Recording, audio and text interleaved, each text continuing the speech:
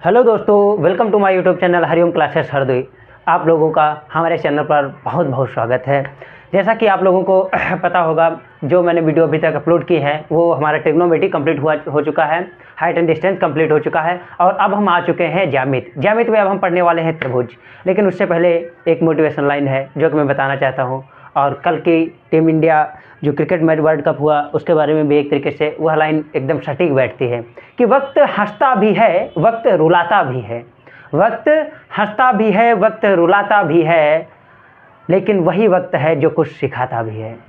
हम लोग आज त्रिभुज पढ़ाने के लिए आप लोगों को जो है सजेस्ट करने वाला हूँ। हमारी जो वीडियो अन्य आप लोगों को मिल जाएंगी प्लेलिस्ट में, बहुत अच्छी अच्छी वीडियो है, उसमें देखे होंगे आप लोग। आज जो मैं पढ़ाने वाला हूँ उसमें त्रिभुज चैप्टर पढ़ाने वाला हूँ। त्रिभुज के बाद में जो बचेंगे चैप्टर तुम्हारे वो वाले भी कंप्लीट कराए जाएंगे। हालांकि जितना कंप्लीट हो चुका आप लोगों को प्लेलिस्ट में सभी वीडियो मिल जाएंगे, अच्छे तरीके से आप देख सकते हैं और सवाल को लगा सकते हैं। इंपॉर्टेंट सवाल लगाना बहुत बेहद ज़रूरी हो रहा है, क्योंकि समय के अकॉर्डिंग अपने आप को चलना ज़रूरी है। ठीक है, तो आप लोगों के प्री बोर्ड भी आने वाले हैं। प्री बोर्ड के पश्चात तुरंत फिर क्या होने वाला है, बोर्ड भी आने वाले हैं। शायद प्रयोगात्मक कार्य की जो है एक तरीके से लिस्ट जारी की जा चुकी है, और प्रयोगात्मक कार्य संभवतः फरवरी से लेकर जनवरी 25 जनवरी से लेकर 9 फरवरी तक संभव हो सकता है। 2 चरणों में किया जा रहा है। तो अब आप लोग जो है एकदम दिन रात पढ़िएगा अच्छी तरीके से, क्योंकि अब ठंडी भी आ चुकी है और दिमाग को ठंडी तरीके से रख के तब पढ़िएगा भाई। पढ़ने का कुछ शेड्यूल बनाइएगा। देखो, एक हम वीडियो लाएंगे स्ट्रेटजी जो इस टाइम पढ़ने की है हाई स्कूल वाले बच्चों के लिए, उस पर आप लोगों को थोड़ा वेट करना पड़ेगा, वो भी वीडियो जल्दी आ जाएगी। तो आज बात करने वाले हैं हम लोग त्रिभुज की। किसकी बात करने वाले हैं? त्रिभुज की। बहुत ही अच्छा टॉपिक है। ज्यामिति जो है काफ़ी नंबर में पूछी जाती है। तो आज हम बात कर लेते हैं भाई त्रिभुज। क्या है त्रिभुज, कैसे होते हैं त्रिभुज, क्या होता है त्रिभुज? देखो, त्रिभुज क्या होता है? 3 लाइनों से बनी कोई भी आकृति, 3 लाइनों से बनी कोई भी आकृति वह त्रिभुज में ही आती है, इंक्लूड होती है। अब कहो सर कैसी? देखो, ये हमारा क्या है? ये क्या है? त्रिभुज है। अच्छा, ये हमारा क्या है? त्रिभुज है। उल्टा बनाओ या सीधा, कैसा भी बनाओ, 3 आकृतियों वाली, 3 आकृतियों वाली जो एक तरीके से हमारी शेप होती है उसे हम क्या कहते हैं? त्रिभुज कहते हैं। इतनी बात समझ में आ गई? 3 लाइनों से जो बनी आकृति होती है वो क्या कहलाती है? त्रिभुज कहलाती है। कैसे भी बनी जाए, हम जनरल लाइफ में त्रिभुज का उपयोग कई सारी जगहों पे होता है, ज्यामिति का उपयोग कई सारी चीज़ों में होता है, ऐसी बात नहीं है। तो त्रिभुज जो होता है वो क्या होता है? 3 लाइनों से बनी एक आकृति, वह क्या कहलाती है? त्रिभुज ही कहलाती है हमारी। ठीक है, अब ये बात पता करना हमको कि त्रिभुज कितने प्रकार के होते हैं, त्रिभुज के बारे में कैसे सर्वांगसम होते हैं, उनकी कसौटियाँ क्या क्या होती हैं, ये सब कॉन्ग्रुएंसी उनकी चेक करना कैसे क्या चेक होता है, उसी के बेस्ड कुछ इंपॉर्टेंट सवाल भी लगवाए जाएंगे। तो आप बने रहिएगा हमारी वीडियो में, और आप लोगों को लास्ट तक ये वीडियो देखना है, क्योंकि इस वीडियो में बहुत ही इंपॉर्टेंट होने वाला है कुछ। वह इंपॉर्टेंट यही होने वाला है कि जो ट्रिग्नोमेट्री के ये त्रिभुज के जो इंपॉर्टेंट सवाल हैं वो आपको बताए जाने हैं। ठीक है, क्योंकि सवाल लगाना बहुत ज़्यादा जरूरी नहीं है, सवाल की प्रैक्टिस करना, उसी सवाल को कई बार एक तरीके से रिपीट करना, देखना, तभी हमारे माइंड में क्या हो पाएगा? स्टोर हो पाएगा। ऐसे हम कई सारे नंबर ऑफ क्वेश्चन की प्रैक्टिस करते चले जाते हैं, लेकिन उनका कॉन्सेप्ट छूटता चला जाता है। हमें बहुत सेलेक्टेड सवाल लगाने और अच्छे सवाल लगाने, जाके हमारा कॉन्सेप्ट पूर्णतः उसी तरीके से बना रहे। हमको कॉन्सेप्ट याद रखना है। कॉन्सेप्ट यदि भूल जाते हैं तो हम क्या कर लेते हैं? मैथ को छोड़ते चले जाते हैं। यही कारण है कि फार्मूला और कॉन्सेप्ट ना अच्छे तरीके से तैयार हो पाने का, मैथ ना आने का। ठीक है, जब कॉन्सेप्ट और फार्मूला दोनों बढ़िया तरीके से तैयार होते हैं तो हमें मैथ के सवाल को सॉल्व करने में कोई भी प्रॉब्लम नहीं होती, बिल्कुल। तो यहाँ पे हम बात करते हैं त्रिभुज। त्रिभुज के बारे में बताने वाले हैं। तो त्रिभुज के बारे में, जैसे कोई 3 लाइनों की जो शेप होती है उसे हम क्या कहते हैं? त्रिभुज होते हैं, कहते हैं। अब त्रिभुज कितने प्रकार के होते हैं? त्रिभुज देखो दो चीज़ों पर आधारित होते हैं। एक कोण के आधार पर होते हैं त्रिभुज, एक भुजा के आधार पर आधारित होते हैं। तो सबसे पहले हम देख लेते हैं भुजा के आधार पर कौन कौन से त्रिभुज होते हैं। नंबर 1 है हमारा भुजा के आधार पर। भुजा के आधार पर त्रिभुज। भुजा के आधार पर त्रिभुज कौन कौन से हैं भाई? देखते हैं। भुजा के आधार पर त्रिभुज जो होते हैं, नंबर 1 त्रिभुज होता है समबाहु त्रिभुज। कौन सा? समबाहु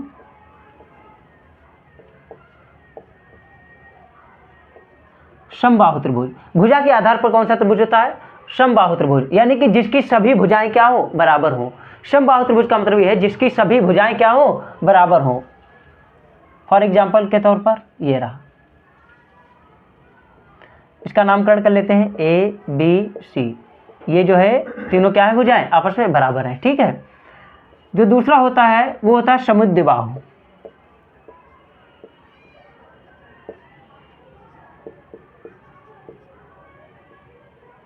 समुद्रबाहु त्रिभुज। समुद्रबाहु त्रिभुज क्या होता है? जिसकी दो भुजाएं बराबर हो, जिसकी दो भुजाएं बराबर हो। मान लिया ये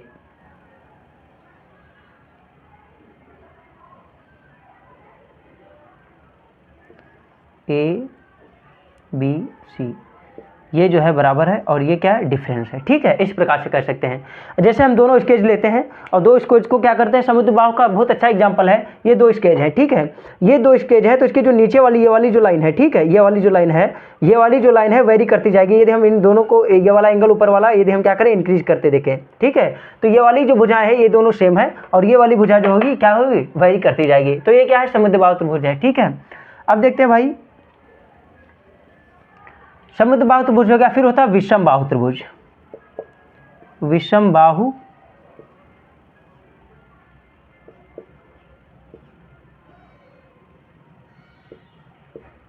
विषमबाहु त्रिभुज। विषमबाहु का मतलब होता है जिसकी तीनों भुजाएं क्या होती हैं? समान नहीं होती हैं। जिसकी तीनों भुजाएं क्या हो? समान ना हो।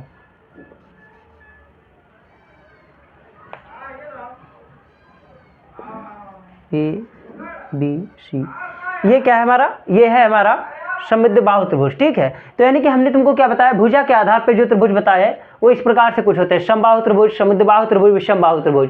यानी कि कोई डिफिनेशन नहीं, तो बस इतना है कि जिसमें समुद्रबाहु जो समबाहु होते हैं उनकी तीनों भुजाएं बराबर होती है, जो समुद्रबाहु होते हैं उनकी दो भुजाएं बराबर होती है, एक भुजा भिन्न होती है। विषमबाहु में तीनों भुजाएं क्या होती है? भिन्न होती है। ठीक है, ये हो गया भुजा के आधार पर त्रिभुज।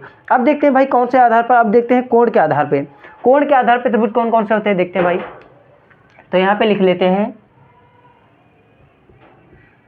कोण के आधार पर त्रिभुज। कोण के आधार पर त्रिभुज कौन कौन से होते हैं देखें भाई।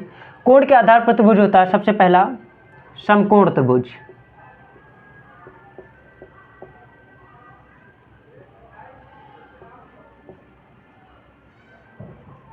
समकोण त्रिभुज, ये तो त्रिभुज हम लोगों ने बहुत अच्छे तरीके से बनाया भी है, उसमें ट्रिग्नोमेट्री में इसका इसी का बहुत ज़्यादा प्रयोग होता है।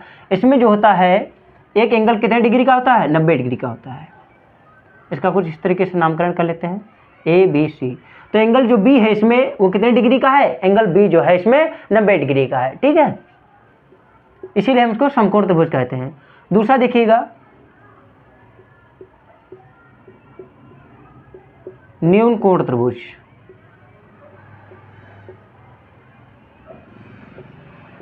न्यून कोण त्रिभुज कौन से होते हैं? न्यून कोण त्रिभुज वो त्रिभुज होते हैं जो 90 डिग्री से कम होते हैं। जैसे फॉर एग्जांपल के तौर पर ये वाले 30 डिग्री, कुछ भी इसका नामकरण दिया जा सकता है। ठीक है,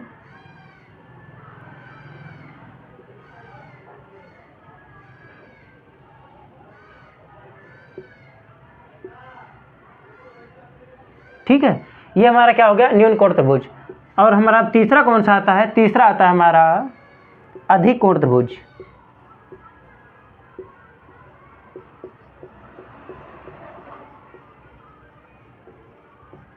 अधिक कोण त्रिभुज क्या होता है? जिसका मान 90 डिग्री से ज्यादा होता है।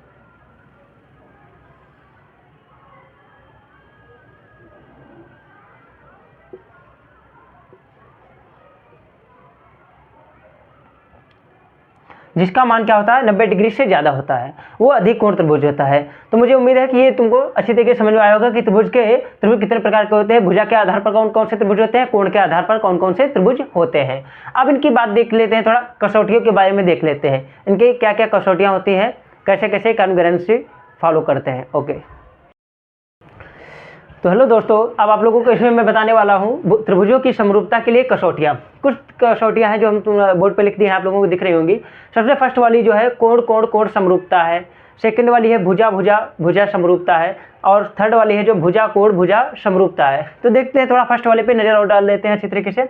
कोण कोण कोण समरूपता अर्थात यह क्या कह रहा है, यानी कि दो त्रिभुजों की संगत भुजाओं के जब यदि कोण बराबर होते हैं तो क्या होते हैं, वो कौन सी कसौटी अप्लाई करता है? ये समरूपता अप्लाई करता है कोण कोण कोण, ठीक है। इस प्रकार से कर सकते हो इसको, angle angle angle angle congruency, ठीक है। ये समरूपता इस प्रकार से होते हैं कोण। देखो जैसे दो त्रिभुज है हमारे, मान लिया फर्स्ट त्रिभुज दिस एंड सेकेंड त्रिभुज, ये क्या हो गया भाई हमारा सेकेंड त्रिभुज हो गया इस तरीके से। अरे भाई बन जाओ सही से, देखो तो ये वाला एंगल हो गया, ठीक है, और ये वाला एंगल हो गया सेम है, ये वाला एंगल इसके सेम है, ठीक है, और ये वाला एंगल इसके सेम है। यानी कि इसमें तीनों जो कोण है एक त्रिभुज ए बी सी के और त्रिभुज पी क्यू आर, त्रिभुज ए बी सी और त्रिभुज पी क्यू आर, इनमें जो तीनों एंगल है इनके वो एक दूसरे के क्या है, सेम है, ठीक। इस प्रकार से बताया गया है। भुजा समरूपता क्या होती है, किन्हीं दो त्रिभुजों के संगत भुजा है जिसमें समानुपातिक हो। जिस प्रकार से ऐसे हम कह सकते हैं, देखो क्या है, ये दो त्रिभुज है, मान लेते हैं, मान लो ये दो त्रिभुज है हमारे भाई, ये वाले त्रिभुज हो गए, ठीक है। फर्स्ट कौन सा हो गया, ए बी सी, इसका नामकरण क्या कर लेते हैं, ए बी सी। सेकेंड कौन सा हो गया, इस प्रकार से कुछ पी क्यू आर। तो इस प्रकार से समानुपातिक होते हैं। ए बी जो है किसके समानुपातिक में है, पी क्यू के, ठीक है, बराबर फिर कर लेते हैं। ए सी जो है वो किसके समानुपातिक में है, पी आर के, और जो है बी सी जो है बेटा वो किसके समानुपातिक में है, वो है क्यू आर के। तो भुजा समरूपता कहाँ पे अप्लाई करते हैं, जब दो त्रिभुजों के संगत भुजाएं जो होती हैं क्या होते हैं, एक दूसरे के समानुपातिक होते हैं। अच्छा ये हम बताने वाले हैं। देखो थर्ड वाली जो है भुजा कोण भुजा समरूपता, इसमें क्या होता है, इसमें जब दो त्रिभुजों के संगत भुजाएं अनुपातिक हो और उनके कोण क्या हो, आंतरिक कोण बराबर हो, तब इस वाली कसौटी को हम अप्लाई करते हैं। तो अब ये हम देख लिए हैं इनकी कसौटियाँ, और इसके बाद में अब हम लोग लगाने वाले हैं इसमें कुछ इंपॉर्टेंट सवाल, जो हमारे सवाल क्या होंगे, बहुत इंपॉर्टेंट होंगे परीक्षा के दृष्टिकोण से।